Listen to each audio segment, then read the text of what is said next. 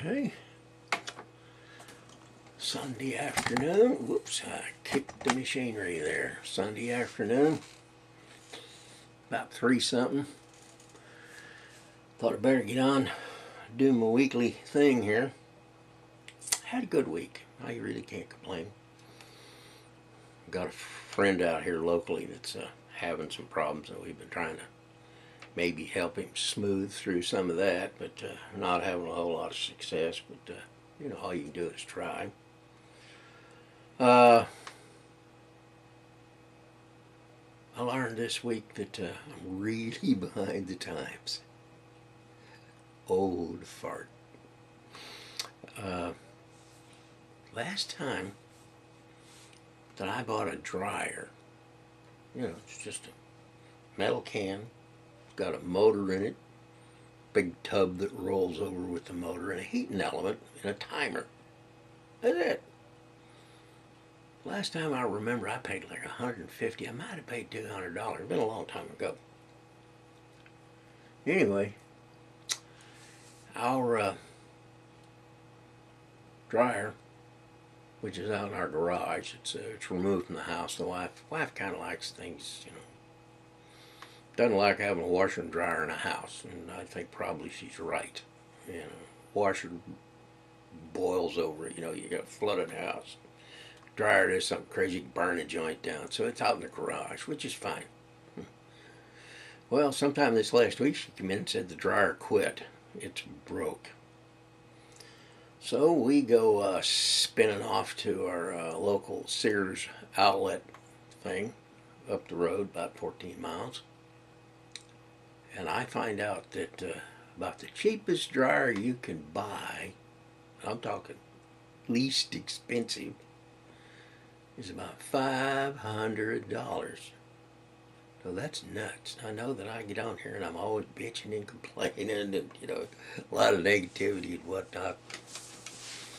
But once again, a dryer is just a metal box with an electric motor in it and a big tub, rotates around.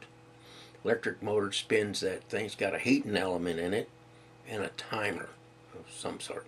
And that's it. I mean, they have, they've inserted a lot of great and wonderful, fluff dry and just crap. But the essence of the machine is still, that's all it is. $500. I mean, it's crazy. I buy a car. I can't buy a new car, or maybe not even a nice car, but I can get a car for that. So anyway, we come tripping home with our $500 brand new dryer, and plug a wall won't work.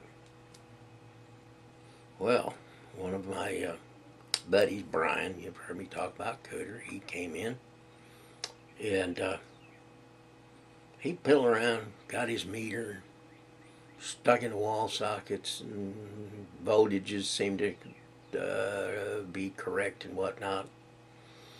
And we got the thing to light up, and even got that barrel inside the roll fixed. Except later in the evening, my wife went out to try some clothes and came back here and says it ain't working. Heating element's not coming on. And she said, boy, she was right. I mean, everything was rolling and clattering and carrying on, and the lights were all lighting and whatnot. No heat. Talk about fluff dry. Well, anyway, of course, Brian has a life to lead. He works several days a week over in Ennis, so he wasn't available, to say, hey, Brian, it don't work. Boy, I tell you what, something that flew up my nose. I got a leprechaun up my nose with an armload of feathers. Anyway, Monkey Ranch, or Josh, who lives across the road, he came back from Lufkin this weekend.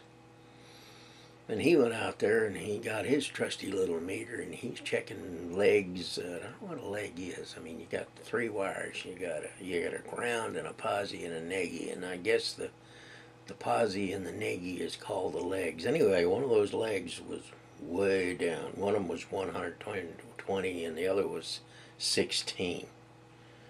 So we go around the house, we get in the fuse box, the main fuse box for the house, and he's got his trusty little meter poking that thing.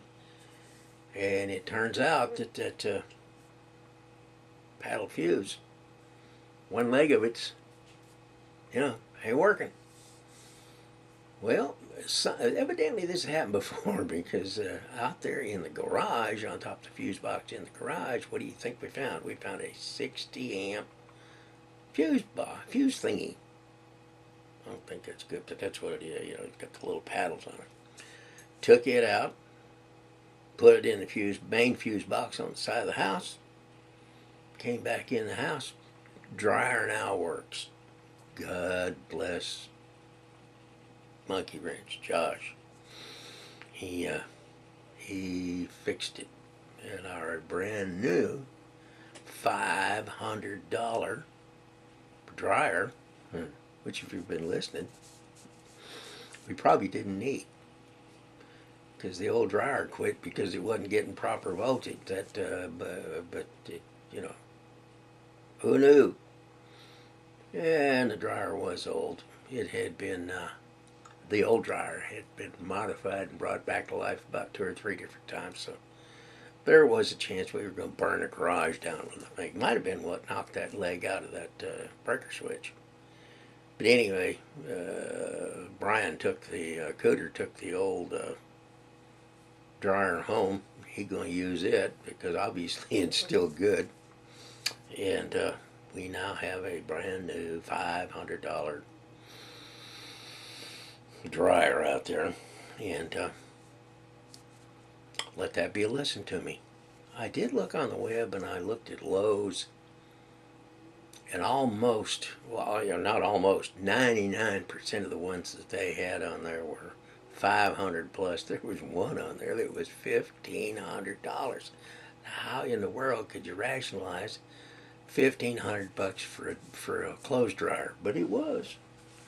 Anyway, I got another gripe. I love YouTube. I do my dissertations on here and whatnot. And here lately, in the last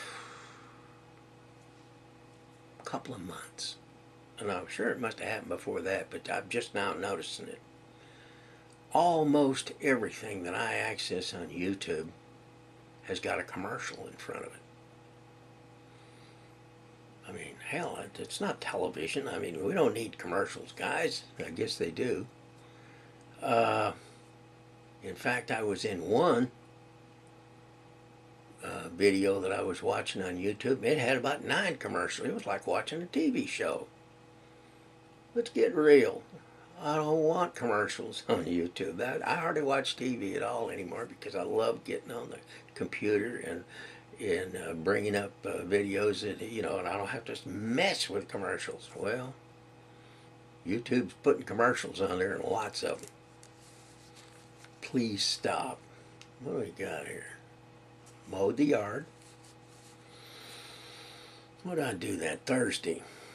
Did a nice job. I do say so myself. My yard looks good.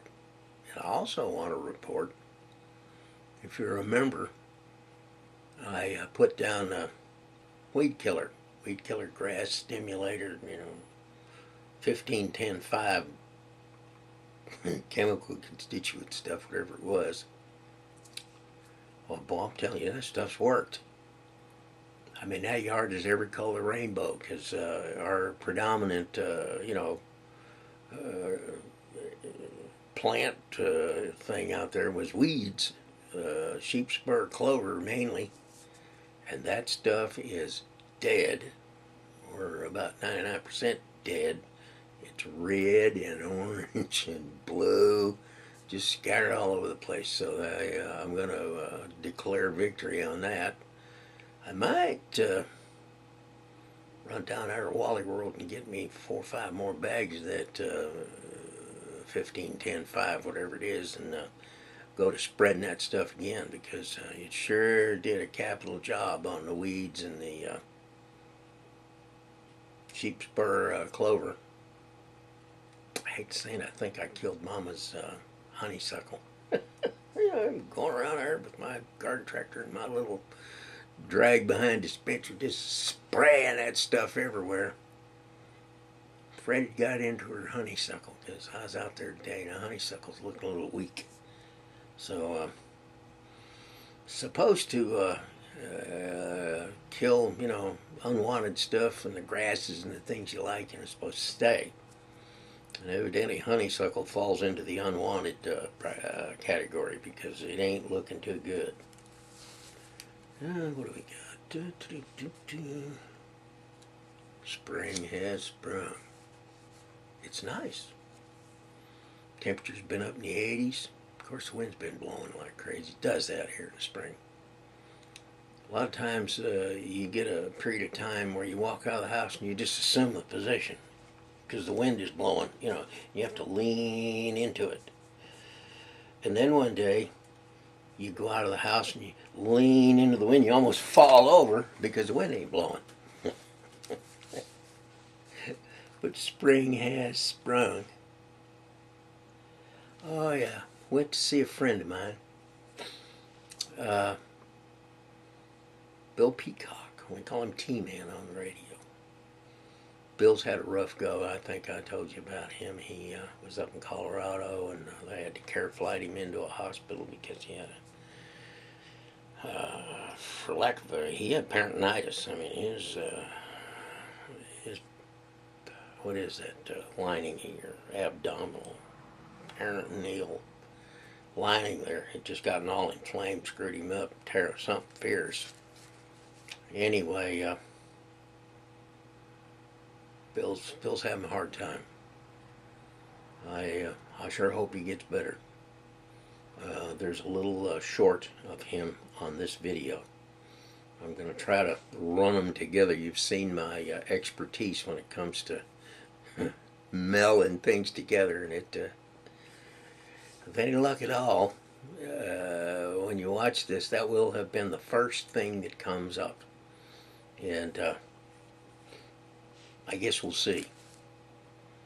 You probably know I got a cheat sheet down here. I'm getting kind of addle-headed. Unless I've got some great long dissertation, kind of figured out in my head about politics, I got a cheat sheet. So I have a cheat sheet. What do we got?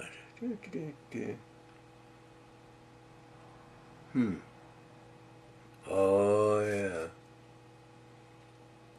Cruz was his name. Had any of you seen, I'm sure you have, the exchange between Dianne Feinstein and my junior senator from Texas, Mr. Cruz? Boy, he's about an arrogant ass. I mean, he was hell-bent and determined to make that old woman Democrat socialist so-and-so to look like a fool, and she cleaned him up as far as I was concerned. I mean, she lowered the boom on him, but he got a lot of bad press out of that, and I'm glad. There is a certain decorum that the members of Congress treat each other with, and he just totally forgot about it. He just went after it. He asked her about the First and Second and Fourth Amendment of the Constitution, and did she understand it, and yada yada yada. And she let him know that she'd been there about 20 years, and been very active in bringing up votes and such, and that she did say she appreciated his effort to enlighten her about the Constitution. I thought was kind of sweet. Anyway, I hope the guy learned a lesson. I doubt if he did. He's part of that new Tea Party right-wing neo-Nazi Republican sons of bucks, and he was hell-bent to teach her a lesson, which I don't think he did. All right. Oh yeah. Something else I noticed. I was watching on YouTube the exchange between these two. And there was something on there that I'll bet you that 99% of the people just didn't pay any attention to. In government circles, in the old days, when you saw these big tables with fine linens and and the high mucky mucks, they're all sitting around it, and they got these nice crystal glasses and whatnot. There was always big crystal pictures of water. They take a drink out of their glass. Some of the hired help come by, pick up the picture, fill their glass back up. But it was really rather elegant. It was good stuff. And obviously, this water came out of a tap someplace. Not anymore. I noticed when I was watching the exchange between Cruz and Feinstein, they all had those plastic bottles of water, refined water, all drinking bottled water, which leads me to believe that the water in the Capitol building is just as foul and nasty as the stuff that comes out of everybody else's tap. They ain't gonna drink that stuff. You ain't gonna put a picture of that crap in front of me and expect me to drink it. Bring me some bottled water. And they all had two or three, I think it was called Deer Country. I took the time to blow that thing up to see, who the manufacturer was. And they all had two or three 20-ounce bottles of Deer Country bottled water. And I thought, boy, that is just really sleazy. I mean, we're the richest country in the world, or we were. I understand we're going broke now, but I mean, surely, don't call me Shirley if you've ever seen the movie Airport. Anyway, surely we can afford to put water filtration systems in the Capitol building to where they can put them crystal pictures back on the table and be elegant again. There's just something about, I'm looking at a congressional committee and they got bottled water in front of them. Something wrong with that. I mean, we're better than that. Anyway. Oh, yeah. And I have a new subscriber. In fact, I have a couple of new subscribers. One is my niece, Tasha. See if I can read this. I didn't put her last name down. Well, anyway, Tosh, hi to you. She lives in Philadelphia. Talk to her on the phone. And I fully expect that from time to time she'll tune in and watch these little things. So I want to say hi. And then my sister, Dolly. She also lives in Philadelphia. And she is on there too. And hello, Dolly. Glad to see you. I do this about once a week, or if I get all head up about something, I do it again. I did this past week. I shot one in about midweek. Now I don't even remember what the heck it was, but it had my attention. I want to compliment Tracy. Taj Mahal's coming around longer. I don't know who your contractor is, but I never had anybody build anything that fast for me. I mean, seems like a week or so back, I looked up, there's just some studding standing up there. Now there's walls and windows, and I mean, who'd you get? And did you give them a little extra remuneration to kind of speed things up? Because, boy, them guys are moving. Say hi to Ike down in East Texas, or out there on the road in Rag Shoe World, wherever he's at. I haven't looked at one of his. I need to get upgraded here on what he's doing. My sons, Carl and Kyle, top of the day to you. Josh, Brian Cooter,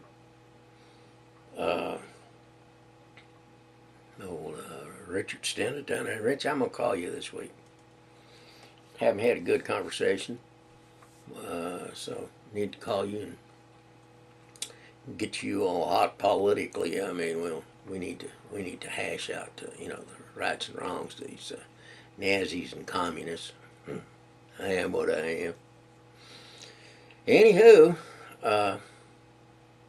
tomorrow's another day. Got to go back to dialysis. I got my dry weight out of whack. I don't know if I've ever explained dry weight, but they have you get on a scale, and it weighs you in kilos. And they call it dry weight. It's like, of course, your body's about 95% water, but the implication is that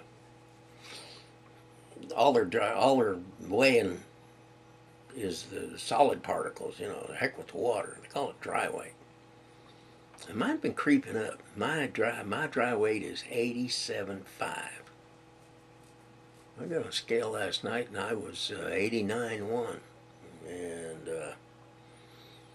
just been creeping up. I've been having to really put a lot of effort into kind of fasting my way down. I'm pretty good right now. I just got on a scale after I'm 87 something, but I got supper to go yet, and I got tonight to go through. So, boy, I tell you what, along 9, 10 o'clock at night, I get hungry. Whew. Give me some soda crackers, even drink some water. Water's the worst. Water is pure weight. And of course, you get thirsty, you drink water.